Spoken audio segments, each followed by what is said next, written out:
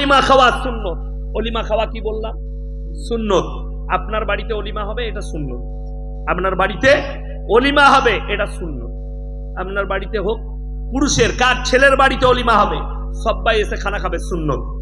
কিন্তু আমাদের দেশের একটা নিয়ম আছে, বলছে 1 টাকা পণ লুবনি। বিয়েতে দিন ঠিক হচ্ছে, 1 টাকা পণ লিবনি, কিন্তু শুনে নাও বাবু, আমার কিন্তু 200 জন বরযাত্রী আসবে। মানে তোর বীচ এরকম করে মারবো না, ঘুরিয়ে ধরবো। নাকটা এইভাবে ধরা যায় না, যায় না, কথা বলে, এই নাকটা ধরা হলো না, আর একটা ধরা এইরকম করে ঘুরিয়ে, মানে এরকম করে বীজ মারবো না, তোকে ঘুরিয়ে বীজ মারবো। হুজুর বলেছে পণ নিতে পারবি না, তো লে 200টা বরযাত্রী। কে বললো, কোথা থেকে পেলেন? জায়েজ নাই। তুমি 3 থেকে 7 জন নিয়ে যাও, নিকাহ পড়িয়ে নিয়ে এসো। তোমার ওয়াকাত থাকলে তুমি খাওয়াবে, নাহলে খাওয়াবার প্রয়োজন নাই। ইসলামে গান বাজনা নাই। আল্লাহ তাআলা আমাদের সকলকে কবুল করুক। আজকের জলসাকে আল্লাহ কবুল করে লেখ, আজকের প্রোগ্রামকে কবুল করুক, আজকের হাজরিকে কবুল করুক।